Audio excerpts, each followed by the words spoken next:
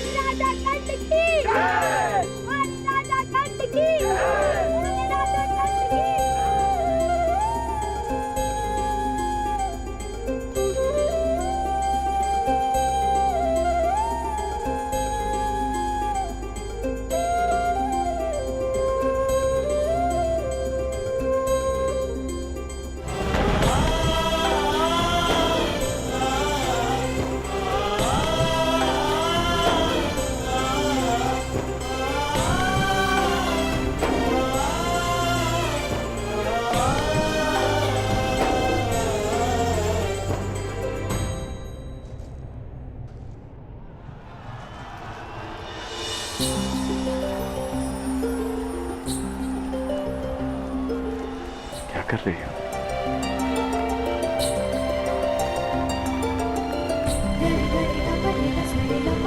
बस जांच रही हूँ कि जिसे अंक का मुकुट पहनाया जाएगा उसका मुख मेरे कर्ण से मिलता है ना। कहीं उसके मुख पर घाव तो नहीं लगे।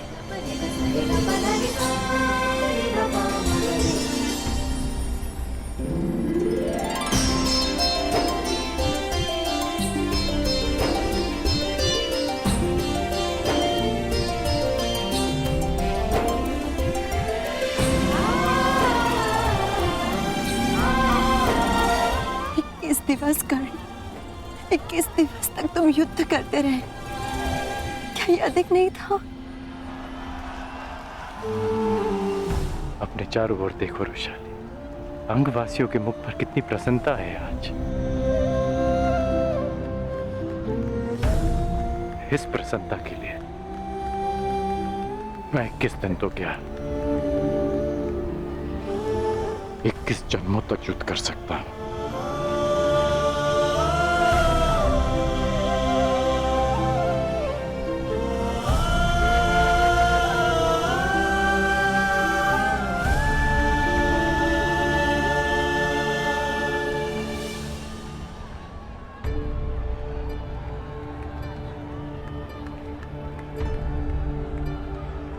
तुमने अच्छा प्रदर्शन किया कर्ण।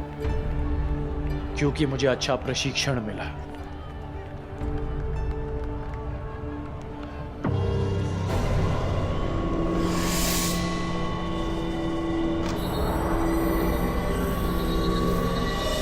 निश्चित रूप से तुम एक विकट योद्धा होगा।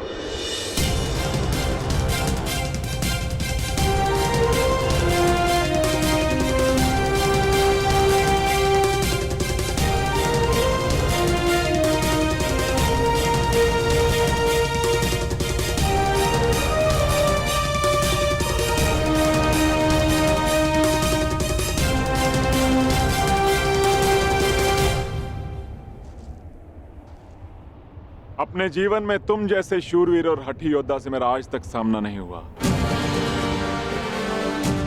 और तुम जैसे योद्धा के हाथों पराजित होना अपमान का नहीं अपितु गर्व का विषय है।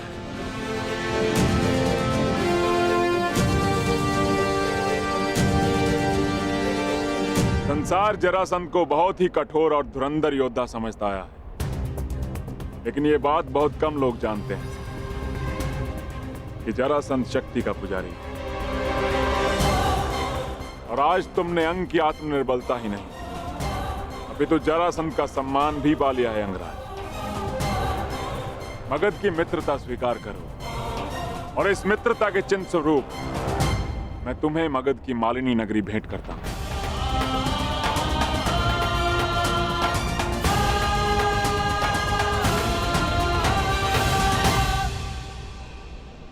मैं ये स्वीकार नहीं कर सकता मगधराज।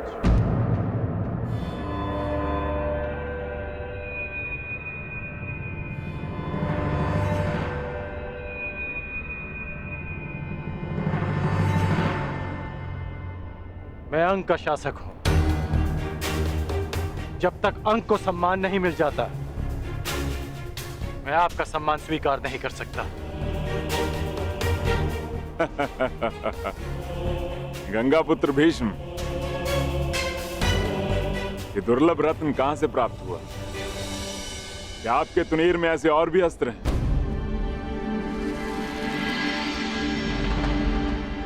कहिए अंगराज, मैं क्या अर्पण करूं आपको? अंगवासियों को जीवन का अधिकार। मैं चाहता हूं कि उस बांध को तोड़ दिया जाए जो अंग की समृद्धि को रोक रहा है। अंगराज, ये बांध केवल अंग की समृद्धि का स्रोत नहीं है। यदि इस बांध को तोड़ दिया गया तो मगध अपने एक बड़े संसाधन से हाथ धो बैठेगा। जो मैं मांग रहा हूं वो तो प्याज भी नहीं, जो वर्षों तक अंग से छीना गया है। और विजेता होने के नाते शर्त रखने की स्थिति में आप नहीं, मैं हूं।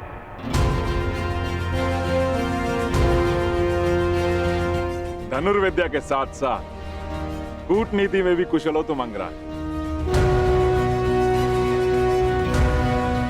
ठीक है,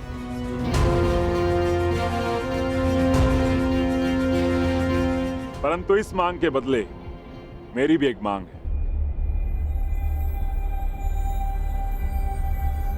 कि मुझे जब भी तुम्हारी सहायता की आवश्यकता पड़ी, तुम एक बार मेरी सहायता करने अवश्य आओ।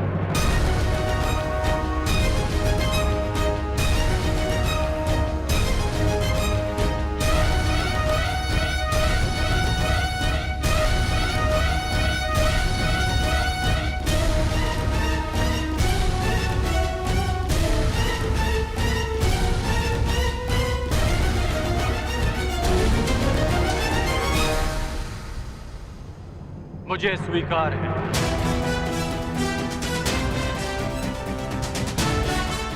तो वचन दिया मित्र, तुम एक बार मेरी सहायता के लिए आओगे और ये जरासंध हर बार तुम्हारी सहायता के लिए प्रस्तुत होगा।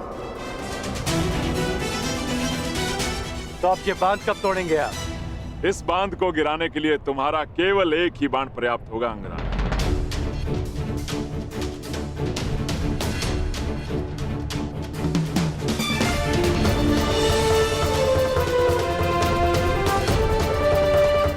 अंगवासियों, मगध नरेश का कहना है कि मेरा एक बाण उस बांध को तोड़ने के लिए पर्याप्त है,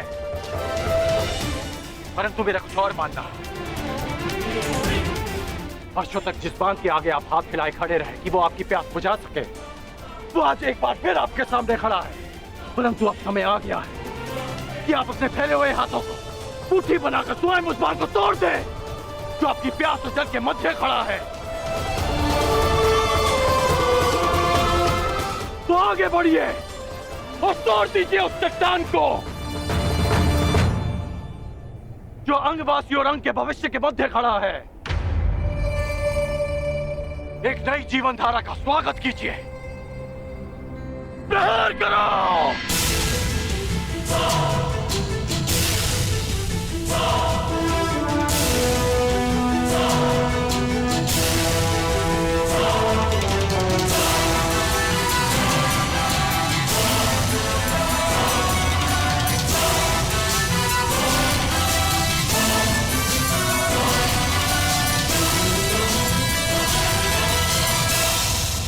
मैंने अपना अनुज और आपने अपना पुत्र खोया, और उस समय हम दोनों असहाय खड़े थे। हम बीते हुए कल को तो नहीं बदल सकते, परंतु जो कल आने वाला है वो हमारे हाथ में है। शोन की मृत्यु का प्रतिकार करने के कई अवसर मिलेंगे मुझे, परंतु ये अवसर आपका है।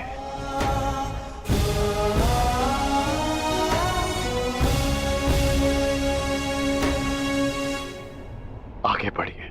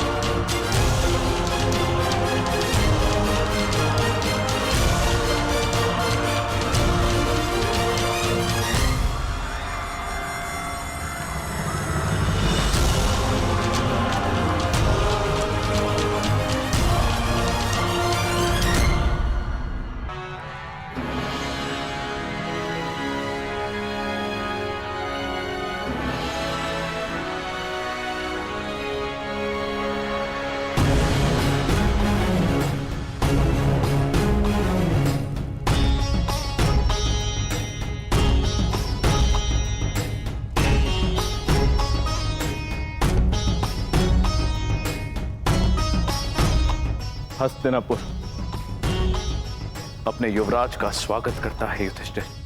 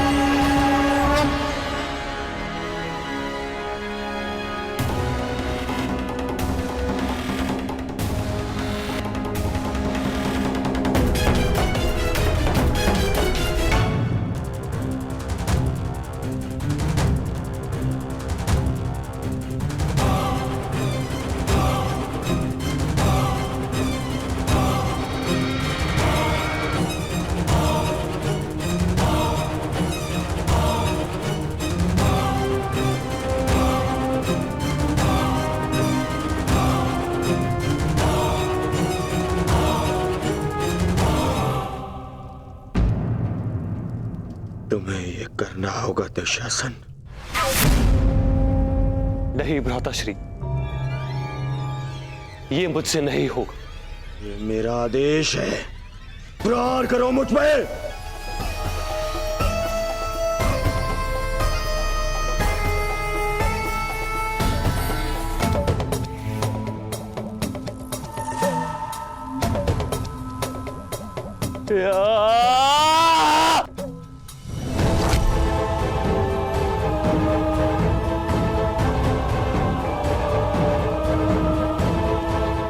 और जोर से।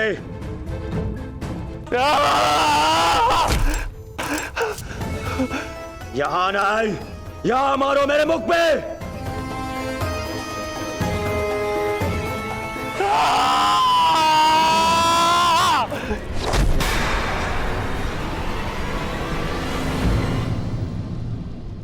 दुर्योधन,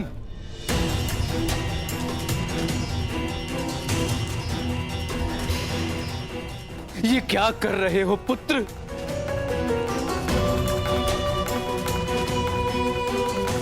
उस प्रहार की पीड़ा को न्यून करने का प्रयास कर रहा हूं जो आपने मुझ पर किया है। शासन, मारो मुझे।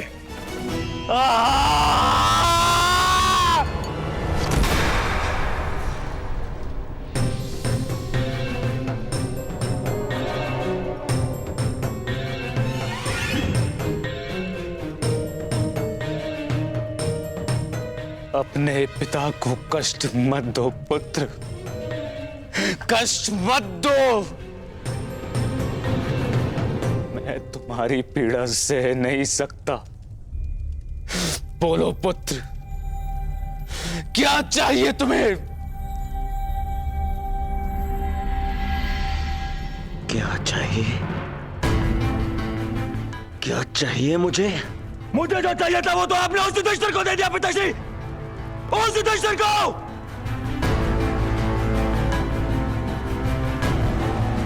उस युवराज पद पर मेरा अधिकार था। उस मुकुट पर आपके ज्येष्ठ पुत्र इस दुर्योधन का अधिकार था। क्यों किया आपने ऐसा पिताश्री, क्यों? मैं विवश था पुत्र, विवश था मैं, क्योंकि पांचाल नरेश को उन पांडवों ने पराजित किया। परंतु तुम व्यथित क्यों हो पुत्र? युधिष्ठिर अभी केवल युवराज बना है, सम्राट नहीं। और एक युवराज को कभी भी, कहीं भी, किसी के भी आक्रमण का उत्तर देना पड़ सकता है पुत्र। युधिष्ठिर को युद्ध में मैं भेजूंगा, मैं। और युद्ध में प्राण तो किसी के भी जा सकते हैं ना पुत्र।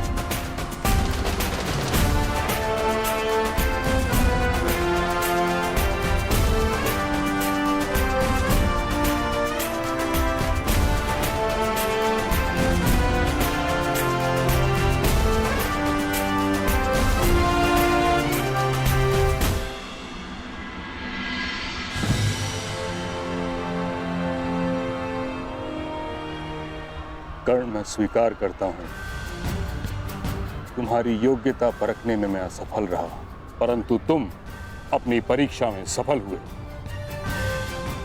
तुमने अंग में परिवर्तन प्रारंभ कर दिया।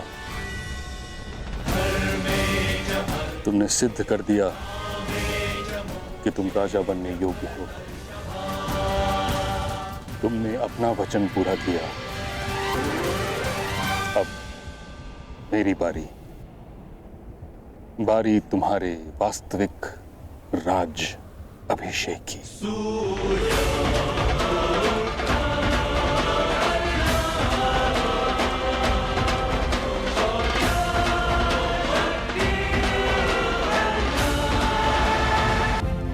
प्रयास यही है रुशाली, परंतु मेरा लक्ष्य पाना इतना सरल नहीं। न जाने और कितने युद्ध लड़ने होंगे, कुछ दृश्य शत्रुओं से और कुछ अदृश्य शत्रुओं से। युद्ध होगा तब देखा जाएगा कर्ण। अभी तुम्हारा राज्याभिषेक है, इसके पश्चात क्या करने वाले हो कर्ण? यह सुनिश्चित करूंगा कि अंगवासियों को प्रजातंत्र मिले, उन्होंने अपने जीवन पर स्वाधिकार मिले।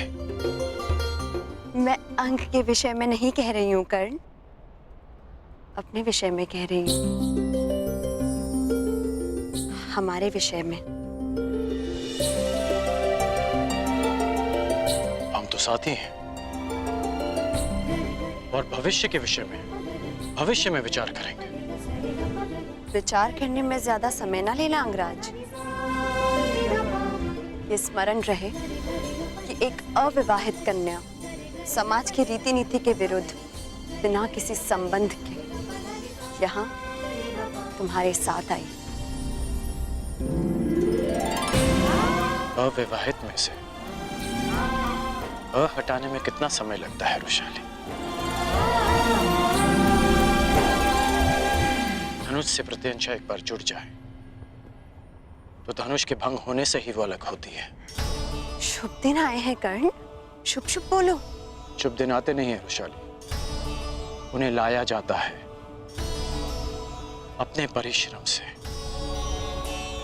शुभ दिन लाने के लिए लंबी यात्रा करनी होती है।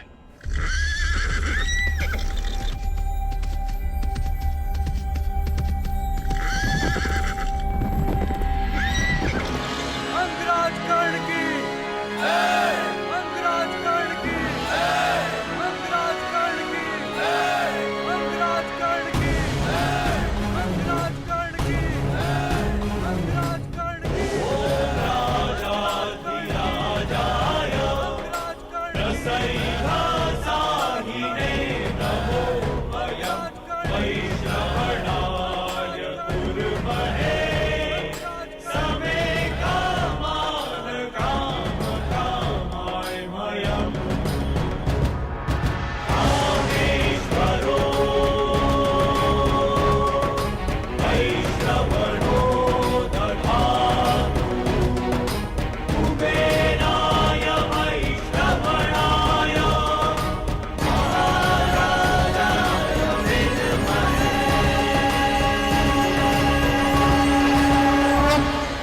स्वागत है अंगराज।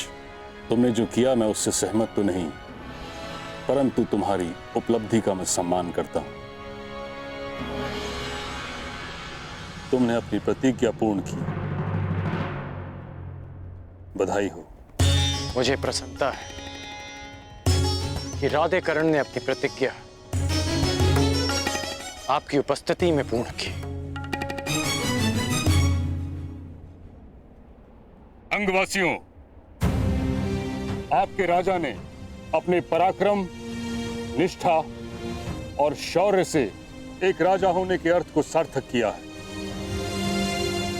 मैं शांतनुसूत भीष्म 5 तत्वों 7 तलों और आप सभी को साक्षी रख के मैं राधेकर्ण को अंग प्रदेश का राजा घोषित करता हूं।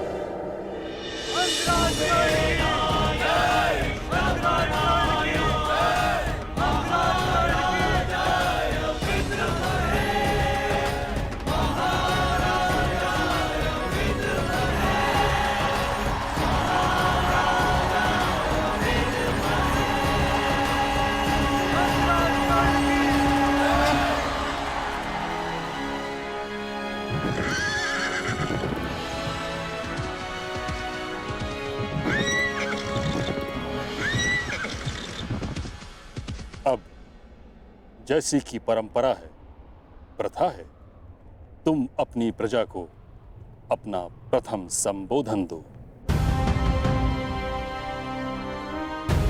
अंगवासियों, मुझे आशा है कि आप अपने राजा के लिए शीघ्र ही एक उत्तम सिंहासन की व्यवस्था अवश्य करेंगे। उसकी आवश्यकता नहीं महामहिम।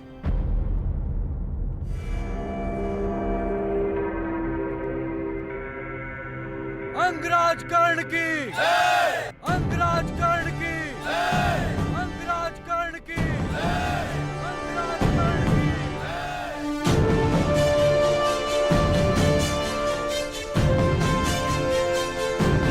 मुझे स्मरण है जब पहली बार मैंने अंग की धरती पर अपना पांव रखा, मेरे स्वागत के लिए आप लोगों ने कंटकों का सिंहासन बनाया था, परंतु इस बात का मुझे शोभ नहीं, क्योंकि जिसके पास जो देने को होता है वो वही देता है। और मैं वचन देता हूं कि आपके जीवन से हर कंटक, हर पीड़ा को दूर कर दूंगा, ताकि फिर आपको कंटकों का सिंहासन ना बनाना पड़े। अंगराज कर्ण की अंगराज कर्ण की। आज अंग स्वतंत्र हुआ है मित्रों, लेकिन स्वतंत्रता लक्ष्य नहीं, एक मार्ग है जिस पर चलकर हमको विकास और समानता का लक्ष्य प्राप्त करना है। मैंने एक परिवर्तन का स्वप्न देखा है, परंतु स्वप्न में दिखी समृद्धि आंख खोलते ही अदृश्य हो जाती है। भले ही स्वप्न में कितनी नदियां देख लें, परंतु आंख खोलने के पश्चात वो प्यास शांत नहीं कर पाती। इसलिए स्वप्न देखो, परंतु जागते ही उस स्वप्न को पूरा करने में जुट जाओ, अपने लक्ष्य की ओर आगे बढ़ो। अंगराज कर्ण की अंगराज कर्ण की अंगराज कर्ण की। मुझे भले ही अंगराज की पदवी मिल गई हो, परंतु मैं आज भी सूत पुत्र राधेकर्ण हूं, वो राधेकर्ण जिसे योग्यता के अनुकूल भी सम्मान नहीं मिला।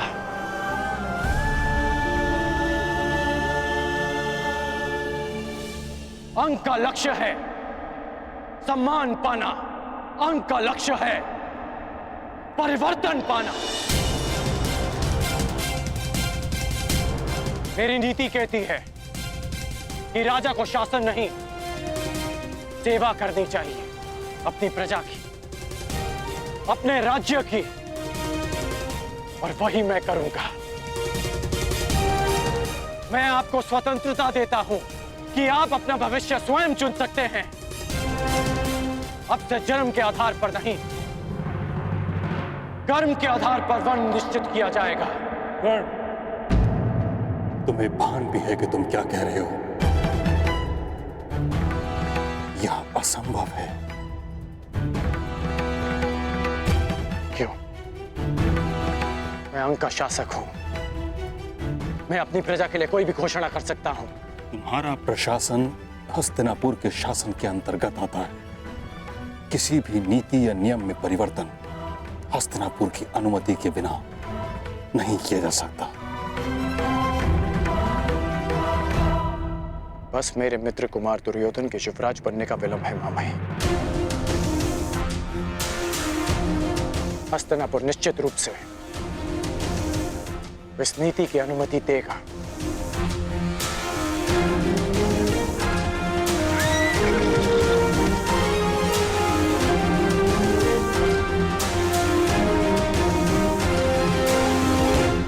ये कौन है? लगता है कोई संदेश आया है।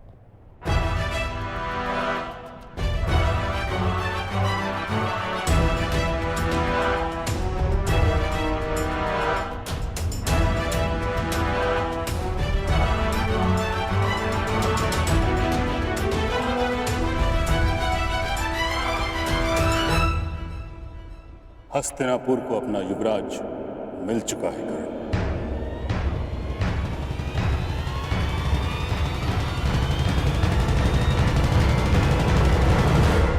युधिष्ठिर को युवराज के पद पर शोभित किया गया है।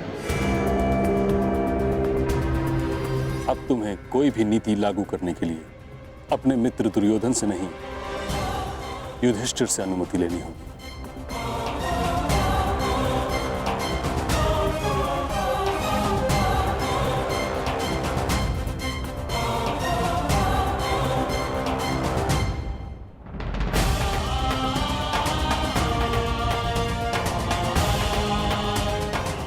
मेरी प्रजा मुझे अनुमति दे चुकी है मां महिम।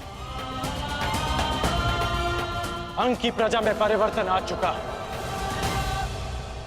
शीघ्र ही परंपरा में भी परिवर्तन आएगा। यदि मैं जरासंध को पराजित कर सकता हूं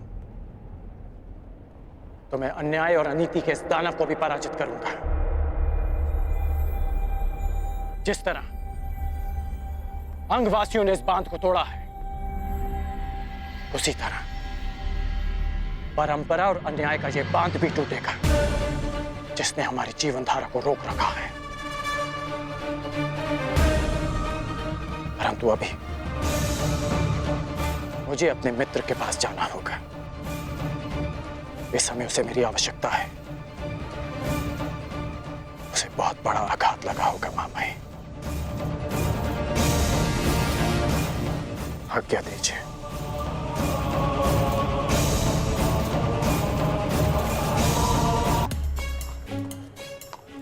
महीनों पश्चात भुगत ग्राम में आया वृषाली। बहुत प्रसन्नता हो रही है। आशा है कि भुगत ग्राम वासियों को भी हमें देखकर उतनी ही प्रसन्नता हो रही होगी।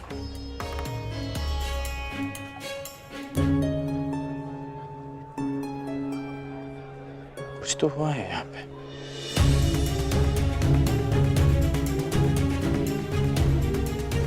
इन लोगों को देखकर लगता है कि कुछ अवांछित घटा है यहाँ।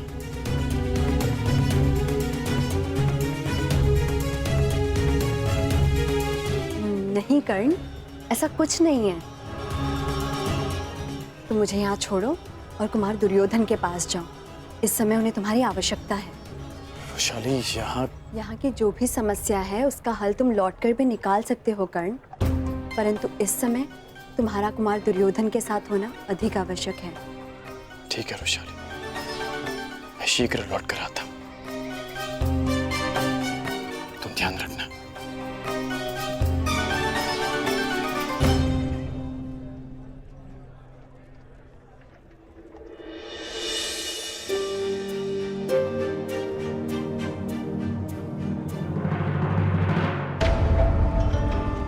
युधिष्ठिर को युद्ध में मैं भेजूंगा।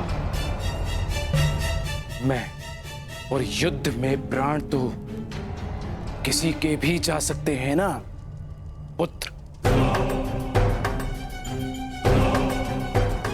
सत्यवचन महाराज,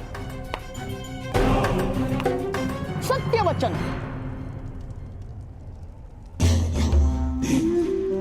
परंतु प्रश्न ये उठता है कि महाबली भीष्म और अर्जुन के होते हस्तिनापुर पर आक्रमण करने का साहस कौन करेगा महाराज? कब होगा युद्ध और कब उस युधिष्ठिर के प्राण जाएंगे महाराज? कब? और तब तक क्या मेरा होने वाला सम्राट प्रतीक्षा करेगा महाराज? जैसे आपने की वर्षों तक। कहना क्या चाहते हो शकुनी? यही मोती चाहिए तो सागर में गोता लगाना पड़ेगा, और युवराज पद चाहिए तो नियति के चक्र की प्रतीक्षा नहीं, तो षड्यंत्र का कुचक्र रचना होगा महाराज। और यही कूटनीति है, कूटनीति।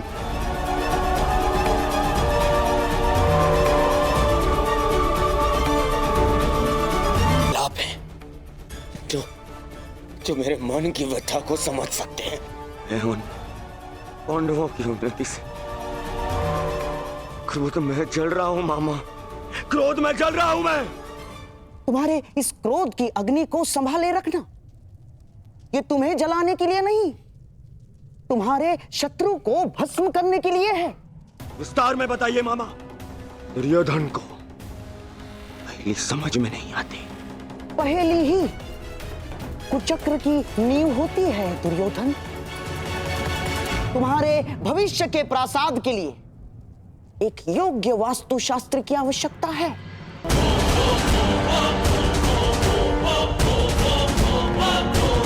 तुमने कभी पुरोचन का नाम सुना है?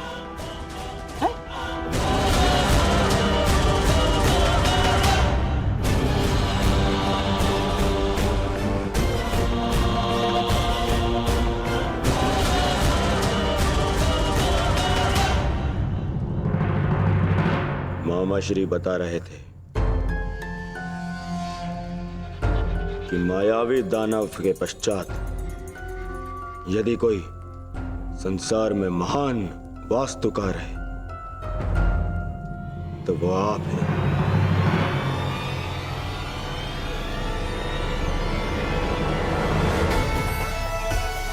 परंतु क्या ये कार्य आप कर पाएंगे पुरोचन? मैं एक विध्वंस किए हुए नगर का पुनः निर्माण भी कर सकता हूं और एक महानिर्माण से विध्वंस का सूत्रपात भी कर सकता हूं।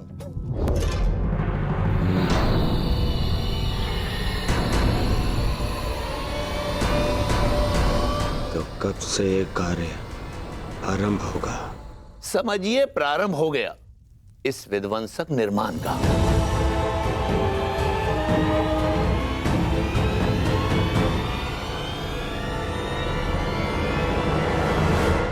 कल ही आपके समक्ष एक लघु निर्माण प्रस्तुत होगा।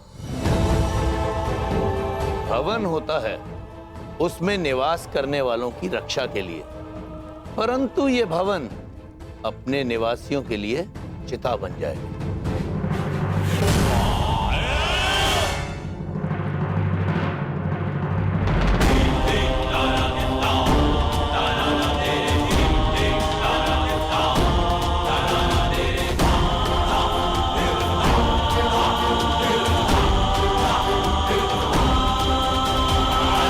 का गुण होता है ये जलता है और बुझ जाता है, परंतु लाख का ये गुण होता है कि ये जब तक जलता है जब तक जलने वाला भस्म न हो जाए।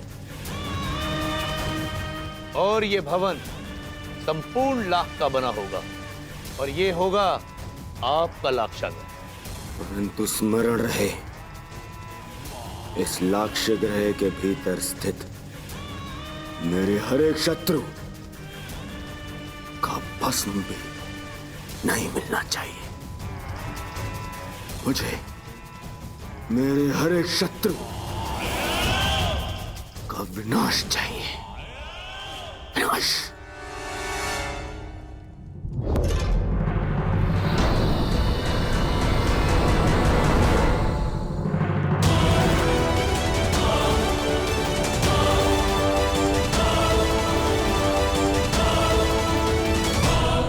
शत्रु का नाश अवश्य होगा मित्र।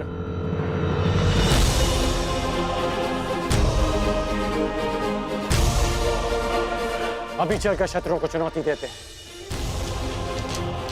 आज्ञा दीजिए।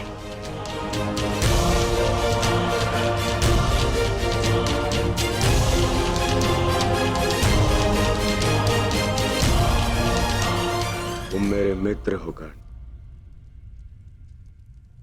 और मित्र हाथ नहीं जोड़ते, गले लगते हैं।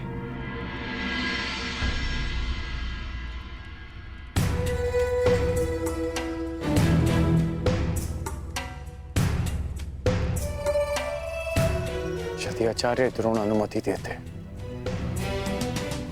तो आज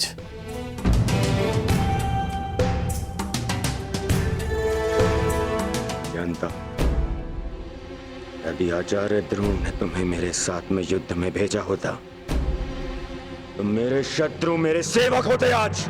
तो अभी चलकर उन्हें पराजित करते हैं।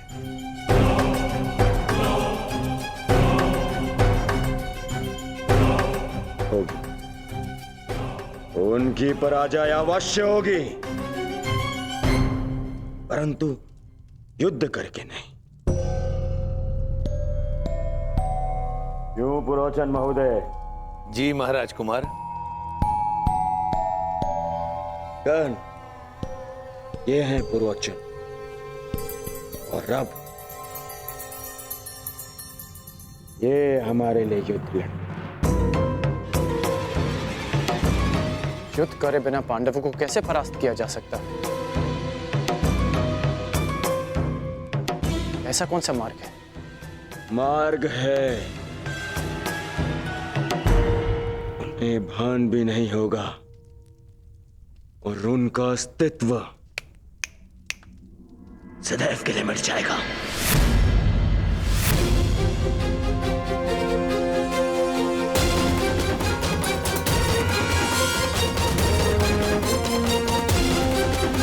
युग का सूत्रपात करेगी। प्रयास यही है रुशाली, परंतु मेरा लक्ष्य पाना इतना सरल नहीं। न जाने और कितने युद्ध लड़ने होंगे, कुछ दृश्य शत्रुओं से और कुछ अदृश्य शत्रुओं से। युद्ध होगा तब देखा जाएगा कर्ण। अभी तुम्हारा राज्याभिषेक है, इसके पश्चात क्या करने वाले हो कर्ण? यह सुनिश्चित करूंगा कि अंगवासियों को प्रजातंत्र मिले और उन्हें अपने जीवन पर स्वाधिकार मिले। मैं अंग के विषय में नहीं कह रही हूँ कर्ण, अपने विषय में कह रही हूँ, हमारे विषय में। हम तो साथी हैं और भविष्य के विषय में भविष्य में विचार करेंगे। विचार करने में ज्यादा समय ना लेना अंगराज। ये स्मरण रहे कि एक अविवाहित कन्या समाज की रीति नीति के विरुद्ध बिना किसी संबंध के यहाँ तुम्हारे साथ आई। अविवाहित में से हटाने में कितना समय लगता है रुशाली? ना पांडवों को कैसे परास्त किया जा सकता है? ऐसा कौन सा मार्ग है? मार्ग है, उन्हें भान भी नहीं होगा और उनका अस्तित्व सदैव के लिए मिट जाएगा।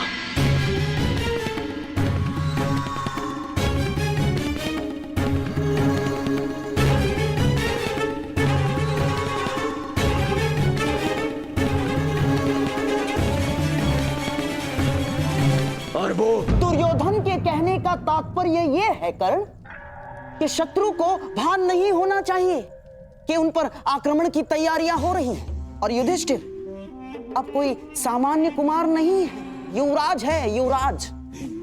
और उस पर आक्रमण करने से पूर्व भीषण तैयारियां करनी होंगी, और वो भी गुप्त रूप से, है ना मेरे होने वाले सम्राट?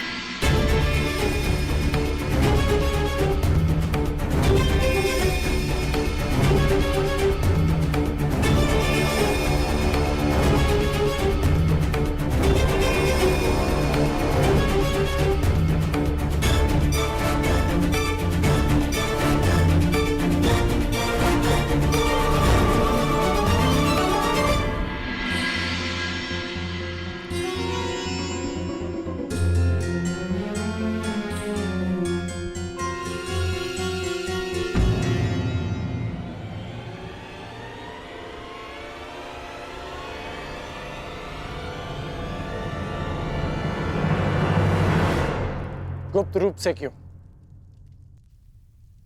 तुम तैयार हो, मैं प्रस्तुत हूं, और अब तो मगध नरेश भी एक पुकार में है। सहायता के लिए प्रस्तुत हो जाएंगे मित्र। हाँ मित्र, जरासंध विजय पर मैं तुम्हें बधाई देना तो भूल ही गया। अद्भुत अद्भुत कर्ण, तुमने मगध नरेश को पराजित नहीं किया है, बल्कि दुर्योधन के विश्वास को जिताया है। ये मुकुट तुम पर बहुत शोभा देता है कर्ण। मित्र, मैं भी तुम्हारा हूं, ये मुकुट भी तुम्हारा है। ये मुकुट मेरे लिए महत्व नहीं रखता, मेरे लिए केवल एक बात महत्व रखती है कि अति शीघ्र ही मेरा मित्र हस्तिनापुर के सिंहासन पर विराजमान हो।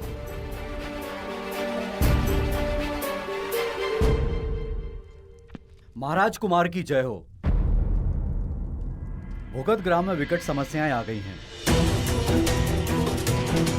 वहां पर अंगराज की उपस्थिति तुरंत आवश्यक है। आज्ञा दीजिए मित्र, बहुत जल्द सेवा में प्रस्तुत होता हूं।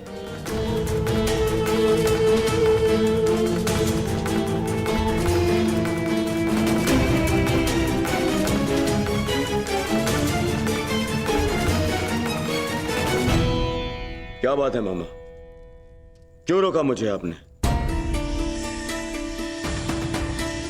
क्या आपको कर्ण की मित्रता और निष्ठा पर संदेह है? ना ना ना ना ना ना, कर्ण की निष्ठा पर मुझे कतई संदेह नहीं ना, परंतु उचित और अनुचित को लेकर उसके विश्वास पर भी संदेह नहीं। समझ गए? और हां, कर्ण को हम बुलाएंगे, अवश्य बुलाएंगे, किंतु तब जब हमें एक योद्धा की आवश्यकता होगी। हाँ, कर्ण केवल एक युद्ध का पासा है दुर्योधन, केवल युद्ध का पासा। षड्यंत्र के चौपट में उसका कोई स्थान नहीं ना,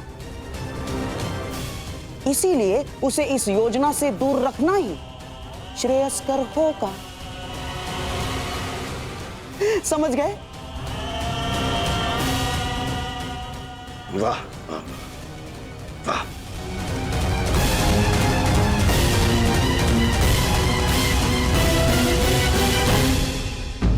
इसकी हर वस्तु को नष्ट कर दो।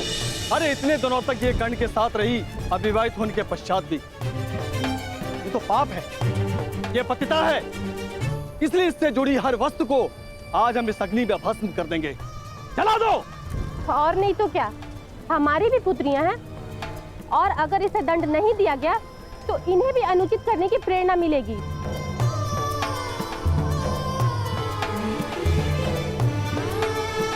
पिताश्री, आप कुछ कहते क्यों नहीं?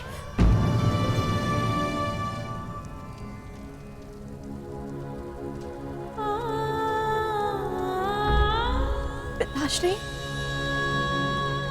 क्या आपको भी यही लगता है कि आपकी पुत्री पतिता है, कि उसने कोई ऐसा कार्य किया है जो आपके मान के विरुद्ध है? क्या आपको ऐसा लगता है पिताश्री कि आपकी पुत्री अपनी मर्यादा को पार कर सकती है? मुझे अपनी पुत्री पर विश्वास है, मुझे अपनी पुत्री की पवित्रता पर विश्वास है, परंतु तेरा पिता होने के साथ साथ मैं इस समाज का एक सदस्य भी हूं, और हर समाज के कुछ नियम ऐसे होते हैं जिन्हें कोई नहीं तोड़ सकता, कोई नहीं बदल सकता, तेरा विवश पिता भी नहीं।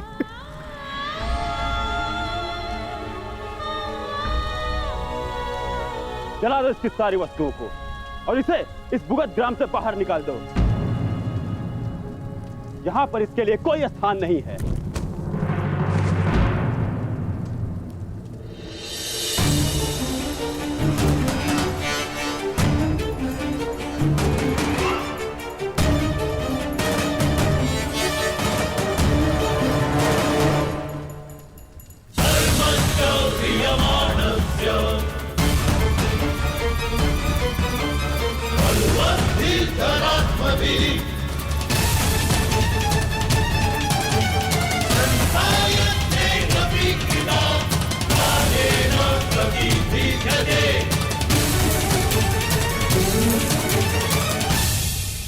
मैं आप सब की बात का समर्थन करता हूं। उचित किया आप लोगों ने, ऐसा ही करना चाहिए। जला दीजिए वो हर वस्तु जिसे रोशाली ने स्पर्श किया। धर्मं च लोभं च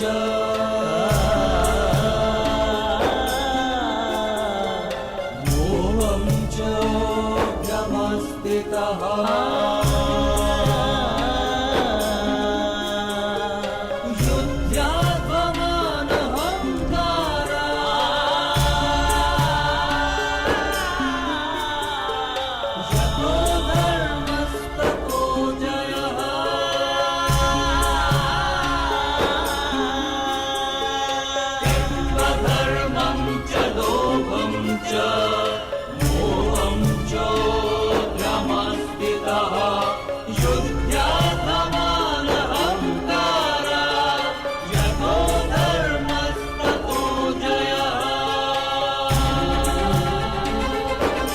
क्योंकि अपवित्र वस्तु को पवित्र करने का एक ही मार्ग है कि उसे पवित्र अग्नि में समर्पित कर देना चाहिए।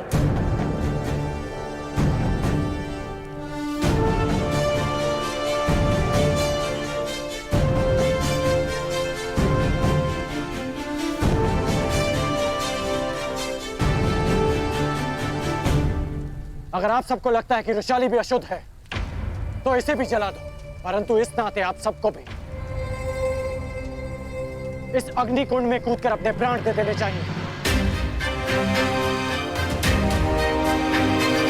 क्योंकि आप सबने भी रुशाली की वस्तुओं को स्पर्श किया। आप में और उन उच्च वर्ग के नागरिकों में कोई अंतर नहीं।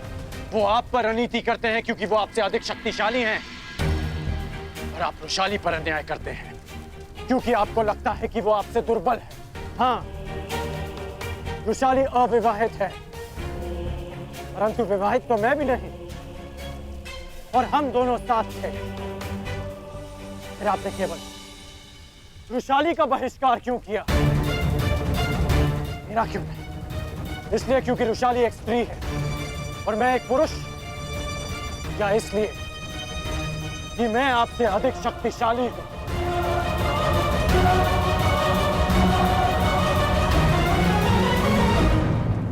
आपने कहा था कि आपकी भी पुत्रियां हैं, फिर आप ऐसे कैसे कर सकती हैं? मुगत ग्राम की हर पुत्री को रुशाली से प्रेरणा लेनी चाहिए कि उसने हम जैसों के उत्थान के लिए, हमारे सम्मान के लिए इस संघर्ष में हमारा साथ दिया। रुशाली के कारण मुगत ग्राम का अपमान नहीं, सम्मान बढ़ा है। आज मेरे मन में खेद है, खेद है कि हमारी दुर्दशा का कारण स्वयं हमारी अपनी सोच है। ठीक कहा आपने, ठीक कहा कि यह स्थान रुशाली के लिए नहीं, क्योंकि उसमें और आप में बहुत अंतर है। जब भी आपको देखता हूं तो मन धुतकारता है कि मैं किसके लिए संघर्ष कर रहा हूं, और जब भी रुशाली को देखता हूं तो अनुभव होता है कि हाँ, मुझे उसके लिए संघर्ष करना है।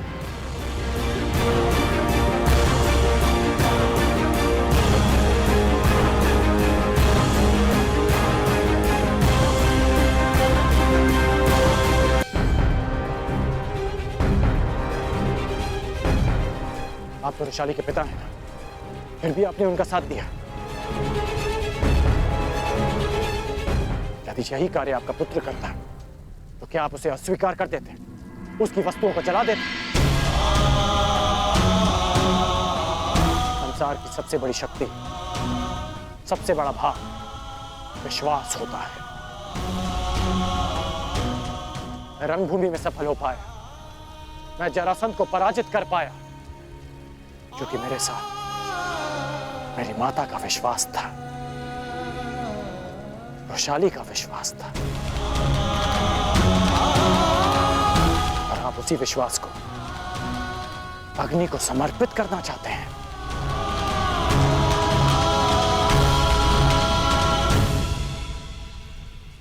मुझे रुशाली पर विश्वास है, उसकी पवित्रता पर विश्वास है, उसकी महानता पर विश्वास है। कर्ण को हर स्त्री की शक्ति पर विश्वास है। रुशाली अब यहां नहीं रहेगी, रुशाली अब भुगत ग्राम में नहीं, अंग देश में रहेगी। वो अंग जो समानता में विश्वास करता है, वो अंग जो परिवर्तन का प्रयास करता है।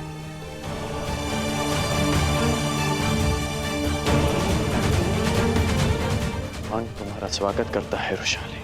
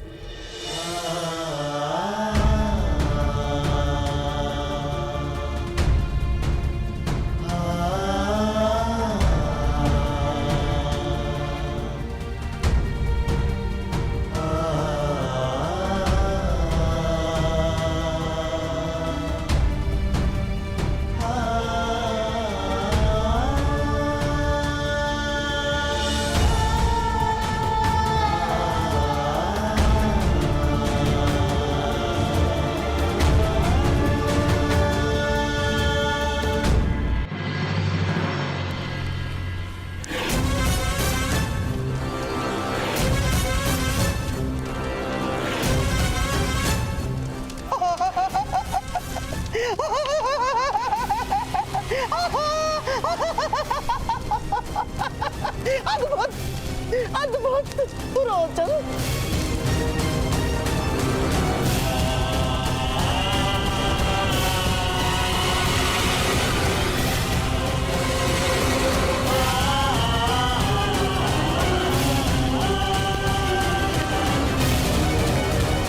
अद्भुत पुरोचन, अद्भुत।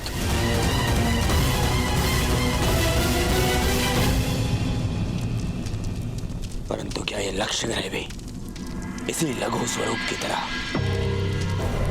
कार्य करेगा? निसंदेह महाराज, सर्प जितना सुंदर हो उतना अधिक विषैला होता है। इस लक्ष्य ग्रह की सुंदरता इतनी होगी कि आपके शत्रु इसमें रहने का मोह नहीं त्याग पाएंगे। कुछ त्यागेंगे तो अपने प्राण, क्योंकि इस लक्ष्य ग्रह में लगी अग्नि का ताप असहनीय होगा। ज्वाला इतनी शीघ्रता से फैलेगी कि उन्हें बाहर निकलने का मार्ग नहीं सूझेगा। तो निर्माण प्रारंभ करो पुरोचन। जो आज्ञा राजकुमार।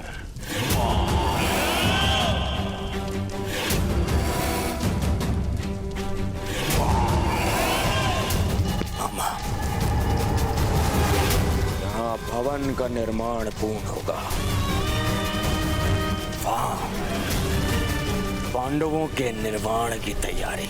सत्य वचन मेरे होने वाले सम्राट, सत्य वचन। परंतु जब तक पुरोचन भवन बनाएगा तब तक क्या तुम स्वप्नों में ही व्यंजन पकाते और चखते रहोगे? मामा, आपका तात्पर्य क्या है? तात्पर्य तात्पर्य मार्ग में कांटे सबको मिलते हैं।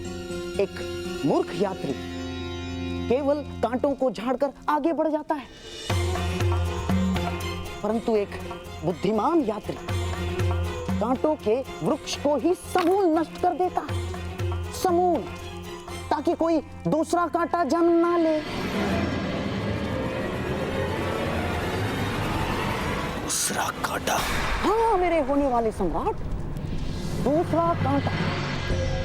मान लो ईश्वर की कृपा या नियति के पक्षपात के कारण पांडव लाक्षागृह से बच निकले तो?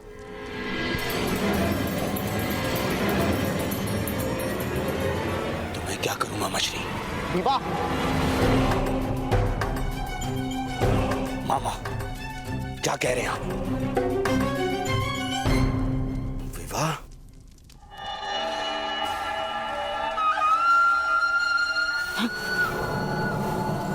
विवाह,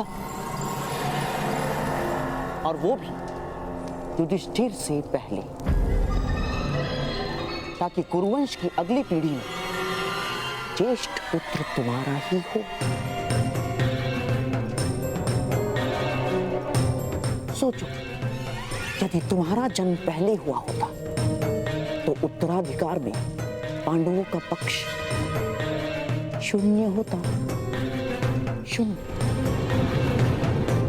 पांडव नामक कांटे के वृक्ष से अगला शूल तुम्हें न चुभ जाए, इसलिए युधिष्ठिर से पहले तुम्हें विवाह करना ही होगा।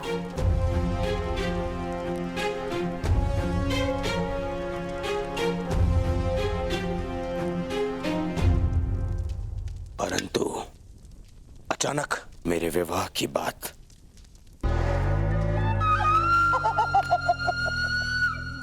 मामा श्री, राजनीति की चौसर पर अंतिम चाल क्या होगी, ये पहली चाल चलने से पूर्व ही सोच लेना चाहिए दुर्योधन। गुप्तचरों से सूचना प्राप्त हुई है कि कलिंग के कन्या के स्वयंवर का न्योता कल राजसभा में आने वाला है, और कलिंगवासी युद्ध कौशल के लिए विख्यात है। सोचो, सोचो मेरे होने वाले सम्राट, सोचो, ऐसे कुल का जामाता कोई बनेगा तो उसकी शक्ति अपने आप ही बढ़ जाएगी,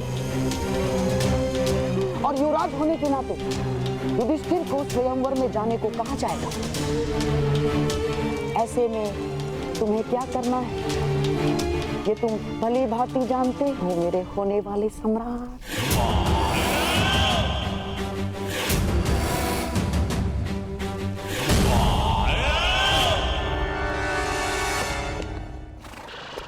तुम जानते हो ना कर्ण, तुमने क्या किया है?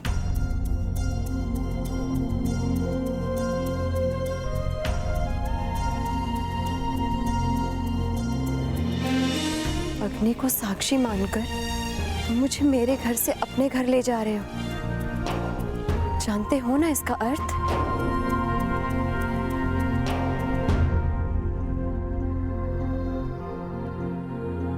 क्या तुम सच में मुझसे विवाह करोगे?